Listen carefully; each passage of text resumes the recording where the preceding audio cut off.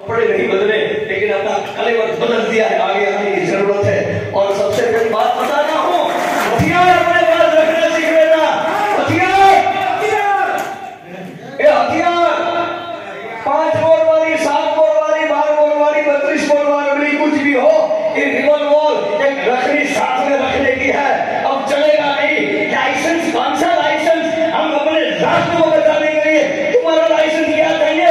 हमने लाइसेंस हमारे शास्त्रों ने दिया है कि अगर धर्म की हानि होती हो, अगर शस्त्र नहीं उठाओगे तो तुम भी बेरों मारे जाओगे। इसलिए हथियार गीता लिख रहा है। और हमारे भागवत गीता का मूल हेतु क्या था? ज्ञान धारणा समाधि, ठीक है? नहीं, भागवत गीता का मूल उद्देश्य एक ही था। क्या? अर्जुन, हथियार उठाओ, पापिया को बताओ। आप हमारा यहाँ का एक मूल उद्देश्य है, किसी भी तरह से कुछ भी करना पड़े कर लीजिए, लेकिन गौ माता को राष्ट्र माता का दर्जा मिले, इसलिए आवाज उठानी है। और साथ में 22 तारीख को रामलला की प्रतिष्ठा हो गई है। हम आदरणीय मोदी साहब को निवेदन कर रहे हैं कि अगर आपके पास सत्ता है, 500 की 1000 की नोट बंद हो सकती है, तो 22 तारीख को रामलला की प्रतिष्ठा हो, उसी दिन गौ माता को राष्ट्र माता घोषित कर दो। दुनिया की कोई ताकत आपको हराने वाली नहीं है। अगर 22 तारीख को हो गया तो आपको दिल्ली छोड़कर प्रचार करने जाने की जरूरत नहीं है। हम सभी संत साधु महात्मा मिलकर आपका प्रचार करेंगे और आपकी चॉइस 24 में कराकर रहेंगे और फिर रहेंगे। ओम नमः शिवाय। जय गौ माता, जय गौ माता, जय गौ माता। किसी एक प्रतिज्ञा के लिए केवल एक अन्न खा करके रहो, उसके बाद देखो आपकी क्या हालत होती है। कल्पना तो करो, अगर थोड़ा सा विचार करना हो तो 40 दिन रहकर देख लो, अंदाजा लग जाएगा कि क्या होगा। तो ये एक एक क्षण इनका कठिनाई से बीतता होगा जब देखते होंगे कि इतना लंबा समय हो रहा है और अभी तक जो एक सहज सी मांग है, जो पूरे देश की मांग है, बहुमत कह करके सरकार बना ली जाती है। एक वोट ज्यादा हो सरकार बन जाती है। जब 29 राज्य हैं और उनमें से 20 राज्य कह रहे हैं कि गौ हत्या नहीं हो सकती, तो बहुमत तो हो गया प्रदेशों का। फिर केंद्र सरकार को किस बात का डर है? 29 में से 20, मान लो एक जगह पे अभी एक किशोर भाई ने ध्यान दिलाया कि जम्मू कश्मीर में 370 धारा हटी, बड़ा अच्छा हुआ, लेकिन गौ रक्षा का कानून था वो हट गया, ये बुरा हुआ। हम लोगों के लिए तो बुरा ही हो गया। मान लो 29 में से 19 भी अगर एक तरफ हैं और 10 एक तरफ हैं, इसका मतलब है कि इस मामले में प्रदेशों का बहुमत है। और बहुमत का सम्मान करते हुए केंद्र सरकार को गौ माता को राष्ट्र माता घोषित करने में किसी प्रकार की हिचक नहीं होनी चाहिए। हमारे बीच में जैसे स्वतंत्रता संग्राम के समय में हमारी एक बहन निकल करके आई थी, जिसको हम लोग झांसी की रानी कहते हैं, ऐसे ही हमारी एक बहन गौ रक्षा के मामले में भी निकल करके आई है। नाम तो अभी हम नहीं जानते हैं ठीक से। मनीषा जी, डॉक्टर मनीषा, ये दिल्ली में उस पद पर हैं जिसमें ये अधिकार है कि अगर दिल्ली में गाय के मांस का व्यापार हो रहा है तो उसको रोक सके। और इन्होंने एक संस्थान में 81 टन गौमांस पकड़ा और पकड़ करके उसको सील कर दिया, मशीनें बंद कर दी। मांस सड़ने लगा तो उसको फेंक भी दिया गया। वो ऑफिसर भी हमारे पास आए हुए हैं हम लोगों के बीच में, जिन्होंने ये कार्य स्वयं अपनी उपस्थिति में करवाया। बहुत बड़ा कार्य हुआ। तो कृपया इनको अगले 2 साल कम से कम उसी स्थान पर बनाए रखा जाए। अगर इनका तबादला आप करते हैं तो हम समझेंगे कि आप सीधे सीधे गवर्नर में लिप्त हैं। और वो संस्थान जिसके नाम से लाइसेंस है वो नहीं चला रहा है, बल्कि आप चला रहे हैं, जो लोग इसके जिम्मेदार हो, जो लोग इनका तबादला कर रहे हैं। इसलिए ऐसे अधिकारी का हम लोग इस सभा में अभिनंदन कर रहे हैं। और 2 शब्द चाहिए कि आप भी इस अवसर पर हम लोगों को सुनाएं। डॉक्टर मनीषा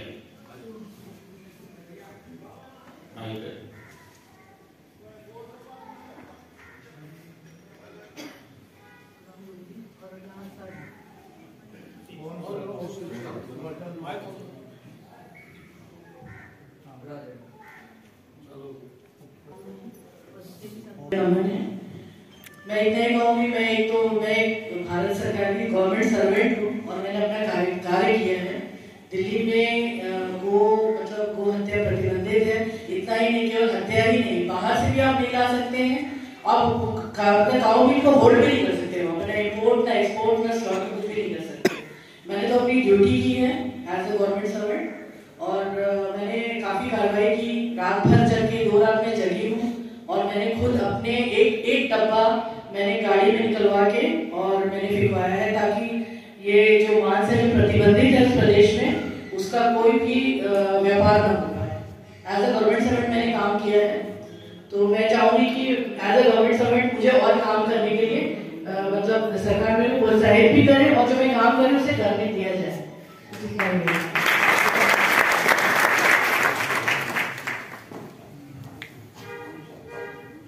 हमारे बीच में टीकमगढ़ से एक शेर दिया गया है। पंजे तो नहीं है, पहले दांत भी नहीं है, 4 पैर से भी नहीं चलता है, लेकिन गौ रक्षा के नाम दुनिया भर की बातें करने लगा। और जब इन्होंने थोड़ा सा कहा कि भाई पहले ये काम करो, तो कहने लगा कि तुम्हें सब चीज का ठेका ले रखा है क्या, सब गायों का, तुम्हारी गाय है। तो इन्होंने आवेश आक्रोश आ ही जाता है, ऐसी परिस्थिथि थी, एक थप्पड़ लगा दिया। अब इनके ऊपर सरकारी अधिकारी के ऊपर हाथ चलाने का मुकदमा दर्ज कर लिया गया है। हमने इनसे कहा, जब हमको पता चला, हमारे बच्चों ने हमको दिखाया उस पर मोबाइल पर, हमने इनको संदेश भेज करके कहा कि कोई बात नहीं है, आपके ऊपर मुकदमा दर्ज हुआ, आप स्वीकार करते हो कि थप्पड़ मारा है? उन्होंने कहा जी मारा, मैं स्वीकार करता हूँ। अस्वीकार नहीं है, लेकिन परिस्थितियों पर विचार किया जाना चाहिए कि किन परिस्थितियों में मारा। हमारी गाय तड़प रही है, घटों तड़प रही है, हम कुछ नहीं कर पा रहे हैं, ऐसे में व्यक्ति आता है और वो सहयोग करने की बजाय बहस करता है, तो हमको गुस्सा आ गया, हमने मार दिया। क्यों? क्योंकि हमको उकसाया गया। और एक बात जान लीजिए, कानून में अगर कोई आपको उकसाता है और उसके बाद आप अगर कोई एक्ट करते हैं तो वो नगण्य होता है, उकसाने वाला दोषी होता है। तो इनको उकसाया गया और तब इनके द्वारा हाथ चला, इसलिए इनका दोष नहीं सिद्ध होता है कानून की दृष्टि से भी। तो हमने कहा इसको तो अपने लोग बाद में बहस करेंगे, लेकिन गाय का बच्चा तो मर ही गया, तो गाय तो किसी तरह से बची, लेकिन बच्चा तो मर ही गया। तो हमने कहा कि आप भी एक उसके ऊपर दर्ज करो, गाय के बच्चे के हत्या का, क्योंकि उसके कारण डॉक्टर के उपस्थित होते हुए भी कैसे मर गया, तो उसके ऊपर हत्या का मुकदमा दर्ज करो, आपके ऊपर थप्पड़ की सजा होगी परिस्थितियों पर विचार करते हुए, और उसके ऊपर गौ हत्या, गौ के बच्चे के मारने का हत्या का मुकदमा दर्ज होगा, उसकी सजा होगी। तो ये लड़ाई चल रहे हैं, लेकिन इनके द्वारा जो थप्पड़ लगाया गया उसकी गूंज इतनी रही कि लोग गौ रक्षा करने वाले लोगों को प्रसन्नता हुई, और जो गौ के विरुद्ध अत्याचार करते हैं उनको थोड़ी घबराहट हुई कि हमको भी ऐसे गुनाहित होना पड़ सकता है। तो ये काम इन्होंने करके दिखाया। इनसे भी 2 शब्द हम लोग सुनते हैं, फिर आगे मैं आने हाल पर। जय गौ माता, जय गोपाल, धर्म विजय। गौ माता की गोद में आ जाओ।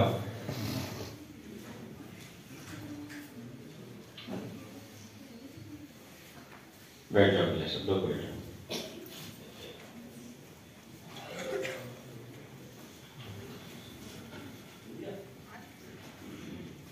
बैठ जाओ, नहीं बैठ जाओ, आप ऊपर बैठो। तो वो रिक्शा चला जा रहा था, भाई बहन उसके ऊपर बैठे थे, मोटरसाइकिल वाले आगे पीछे कर रहे थे।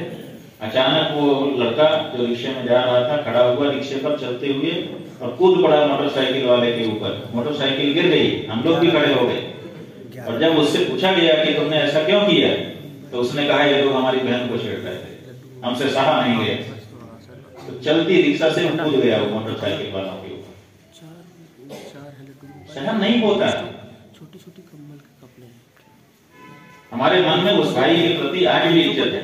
हम नाम काम तो नहीं जानते उसका, तो उसी समय चला गया, लेकिन ऐसे भाई, ऐसे बेटे अपने देश में होने चाहिए जो अपनी बहन के लिए, अपनी माँ के लिए थोड़ा भी अपमान सहन न कर सके। तो ये गौ हमारी माता है, अगर उसकी ओर कोई अपमान भरी दृष्टि से देखे तो हमें सहन नहीं होना चाहिए। और यहाँ तो अपमान भरी दृष्टि क्या है, यहाँ तो तिरस्कार ही तिरस्कार है और प्रताड़ना ही प्रताड़ना है। तो इस दृश्य को जो नहीं देख सकता और दृश्य देखने के बाद ऐसा दृश्य उपस्थित करने वाले के ऊपर अगर कोई खड़ा होकर के कोई कार्यवाही कर देता है तो हम उसको गुंडा नहीं बल्कि उसको तो धर्मवीर कहना चाहते हैं।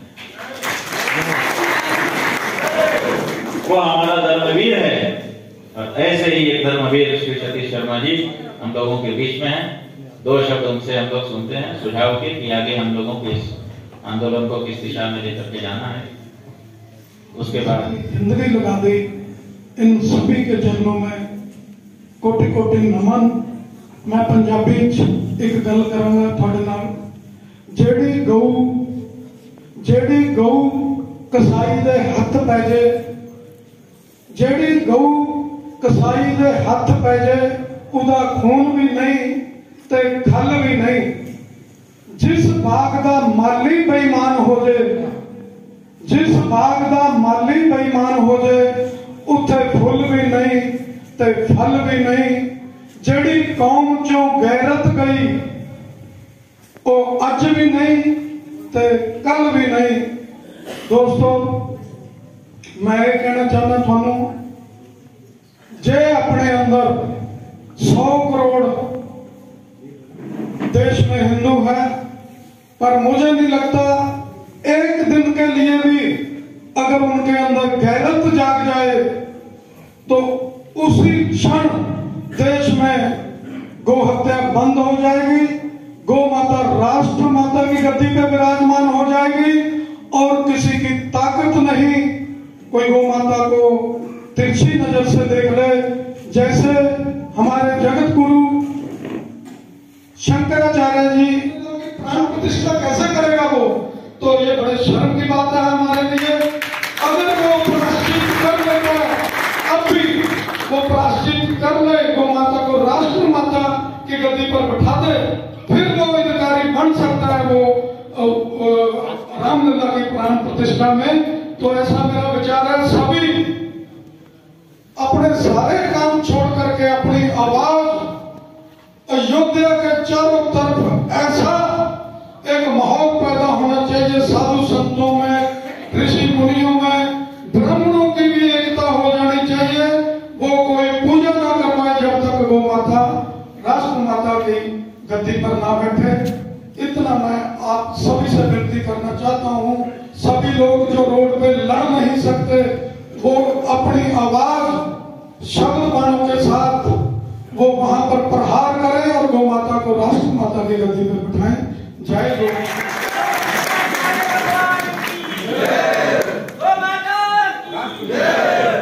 न हम लाए हैं न तुम लाए हो, राम को तो गाय लेके आई है।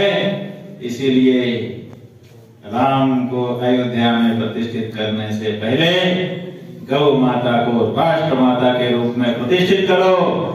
प्रतिष्ठित करोगे तो तुम्हारी प्रतिष्ठा होगी।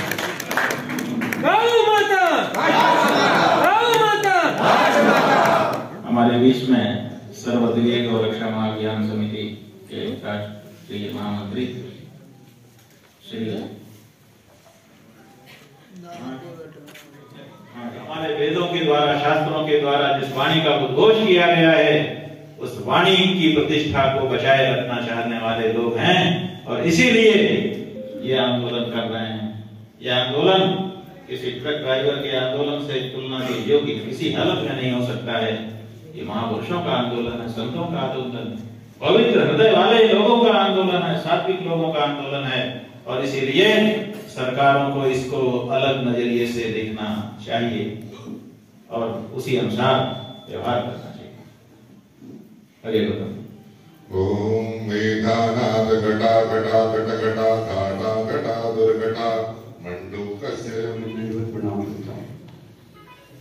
मंच पर विराजमान एवं आए हुए सभी परम पूजनीय संतों के चरणों में दंडवत प्रणाम करता हूँ और यहाँ पर विराजमान आदरणीय एवं पूजनीय, हमारे लिए आप भी सभी आदरणीय एवं पूजनीय हैं, क्योंकि आप वो भक्त हैं, इसलिए आपके चरणों में भी सादर प्रणाम करता हूँ। निश्चित रूप से अब हम लोग वो प्रतीक्षा में हैं कि भगवान अपना संबोधन करे, इसलिए मैं आप सभी का समय नहीं लेना चाहता हूँ, लेकिन ये बात बिल्कुल सत्य है कि गौ माता को राष्ट्रमाता घोषित होना चाहिए। आज बहुत से संतों ने आंदोलन किया, जैसा कि हम सभी जानते हैं, भगवान कृपात्री महाराज के द्वारा भी आंदोलन किया गया, उसमें कई परम पूज्य संतों की जान गई। तो हम कहते हैं कि गाय का आंदोलन है, बछड़े के नेतृत्व में चल रहा है।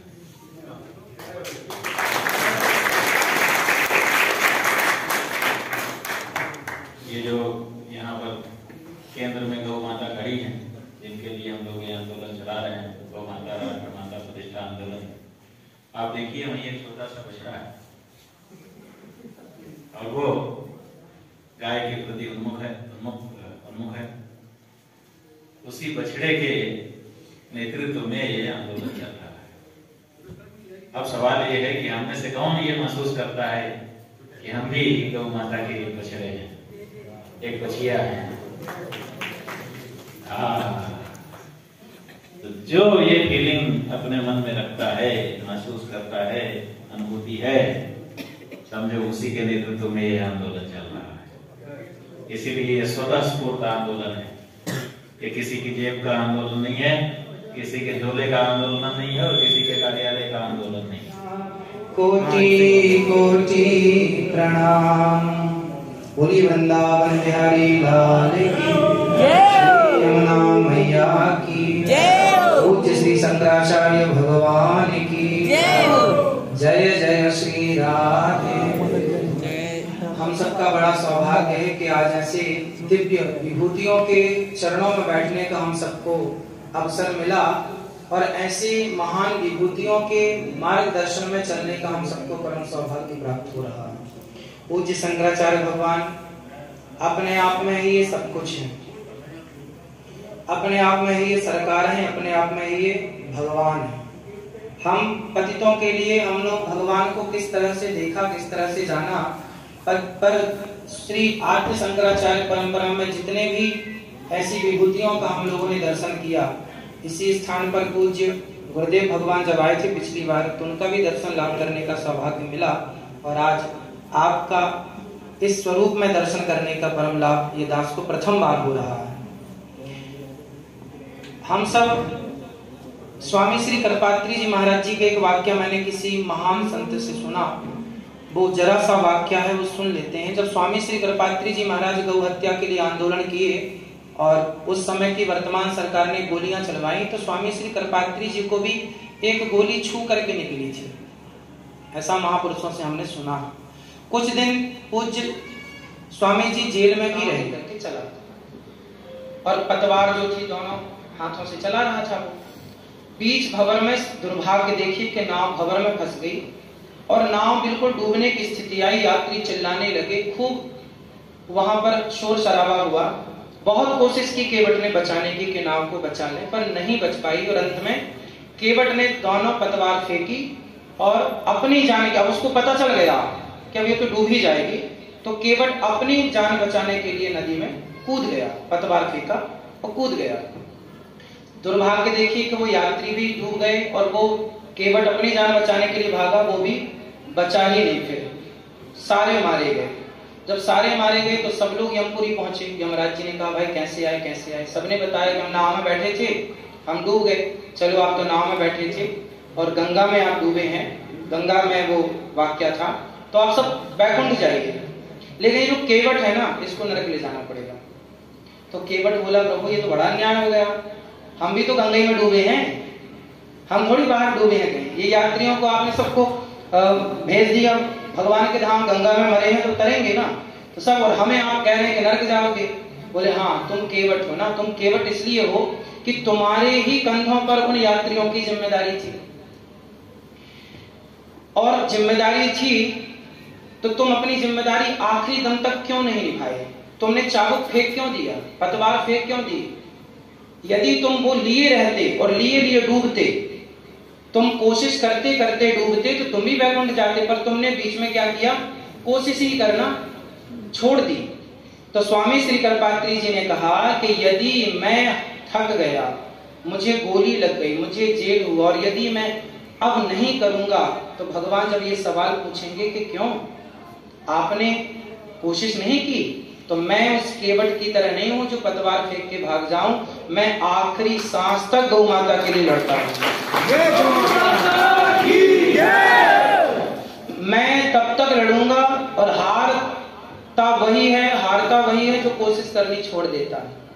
आप सब महापुरुषों की वाणी आपने सुनी, पूज्य श्री गोपाल मणि जी महाराज जी की सुनी, पूज्य गुरुदेव भगवान तो हम सबके भगवान के रूप में यहाँ विराजमान है। ये समझना चाहिए कि उपस्थिति शंकराचार्य भगवान के रूप में साक्षात भगवान जी की ही उपस्थिति है। और एक छोटी सी बात जो मैंने अभी इतनी देर में सुना और समझा, इससे छोटा सा मेरा जो निवेदन, मैं तो आपके चरणों की धूल हूँ और आप सबका दास हूँ, लेकिन जो मुझे लगा, जैसे गुरुजी ने बताया कि बैन जब दुष्ट हुआ तो संतों ने समझाया, तो गुरुजी ने मुझे ये भी बताया, पहले जिज्ञासा थी जब सबने कहा, तो फिर गुरुजी ने इस जिज्ञासा शांत की कि आप 31 तारीख को मिलना चाह रहे हैं। मैं एक छोटी सी प्रार्थना आपके श्री चरणों में केवल इतनी करूंगा कि हम सब तो आपके साथ हैं, और तन से, मन से, धन से, सब प्रकार से, परंतु बैन से स्वयं संत मिलने गए थे और संतों ने बिठा करके समझाया कि भाई अभी भी मौका है। तो हम केवल ये निवेदन करना चाहते हैं कि सभी शंकराचार्य, आप श्री और आपके माध्यम से जितने महापुरुष संत, क्योंकि आप हैं, आपके पीछे तो हम सब हैं ही, तो जितने भी शंकराचार्य हैं, हमारे 4 शंकराचार्य हैं, और जितने भी महापुरुष हैं, दिव्य संत जन हैं, इन सबको आप सब एक साथ जाकर मोदी जी से समय लेकर के, भाई 22 तारीख के पहले समय लिया जाए, और समय लेकर के एक बार शांति से कमरे में बात की जाए कि क्या आप हमारी बात सुनना चाहते हैं। यदि आप सुनना चाहते हैं, क्योंकि मोदी जी से ही हम सबकी उम्मीदें भी ज्यादा हैं, तो हम एक बार राजा से बात कर लें, क्योंकि बैन से पहले बात की गई, समझाया गया। तो आप सभी संत महापुरुष, हम तो पब्लिक जनता जनार्दन, जब सब साथ में कहाँ जाएंगे हम लोग, हम तो आपकी धूल हैं। तो आप सब जाकर के मोदी जी से पर्सनल, वो आपको समय क्यों नहीं देंगे? आपको ये थोड़ी कहना है कि नहीं जी हम समय चाहते मिलना, आपका तो अधिकार है।